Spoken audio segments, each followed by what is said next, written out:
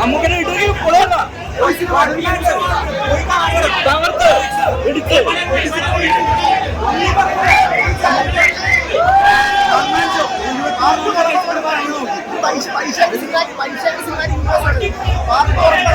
ഇടിയൊക്കെ ഉണ്ട്.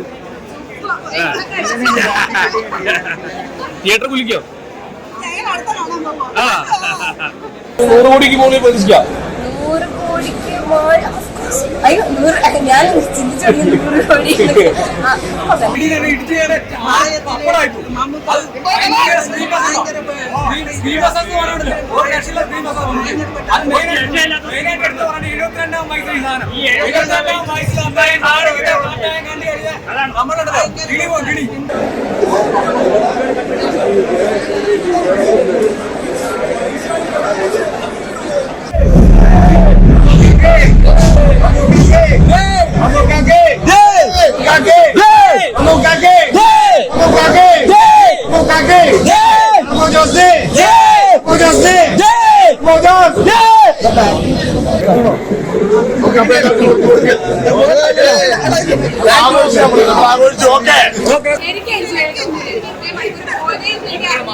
ശരിക്കും നല്ല അടിപൊളിയായിരുന്നു.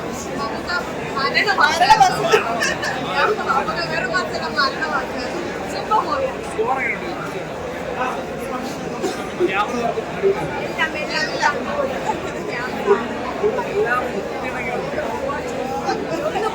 നമുക്കടെ പെർഫോമൻസ് തന്നെ ഇതിൽ എടുത്തോളൂ. നമുക്കടെ മാത്രമല്ല ഒരു വില്ലൻ കഥാപാത്രം ചെയ്തിട്ടുള്ള കാര്യം കിട്ടി. ഞാൻ കാണുമ്പോൾ ഒരു വില്ലൻ കിട്ടില്ലെങ്കിലും പുള്ളി ചെയ്തു വെച്ചിട്ടുള്ള കാര്യം കിട്ടുന്നത് തന്നെ. അതിലൊന്നും പറയില്ല. ക്ലൈമാക്സ് കൊണ്ടൊന്നും നിർത്തിയിട്ടത് അതിൻ്റെ ട്വിസ്റ്റൊക്കെ വന്നപ്പോൾ ഒരു സെക്കൻഡ് പാർട്ടിൻ്റെ ഒരു എൻട്രി പോലെയാണ്. ആ ട്വിസ്റ്റിനെ നമുക്ക് തിയേറ്ററിൽ നിന്ന് കാണുമ്പോൾ സെക്കൻഡ് പാർട്ട് ഉടനെ വരട്ടെ നമുക്ക് ആഗ്രഹിക്കും. കാരണം അമ്മാതിരി ഒരു ലെവല് സാധനം കണ്ടപ്പോ ഒരുപാട് സന്തോഷം തോന്നി. ബിക്കോസ് അവരുടെ റെസ്പോൺസ് ആണല്ലോ നമ്മുടെ ഒരു സന്തോഷം.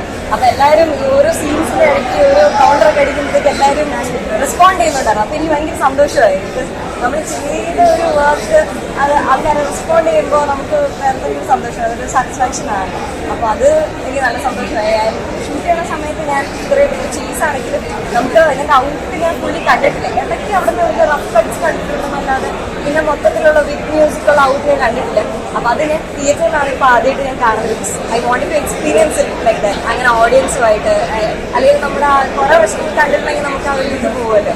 അപ്പോൾ അത് കാരണം ഞാൻ തിയേറ്ററിൽ കണ്ടപ്പോൾ വേറെ തന്നെ എക്സ്പീരിയൻസ്. മൊത്തത്തിൽ ഒരു പിന്നെ നല്ല പവറുള്ള അതെ ഇടി എന്ന് തന്നെ പറയാം. നല്ല ഓരോ ഇടിയും നല്ല പെർഫെക്റ്റ് സൂപ്പറായിരുന്നു.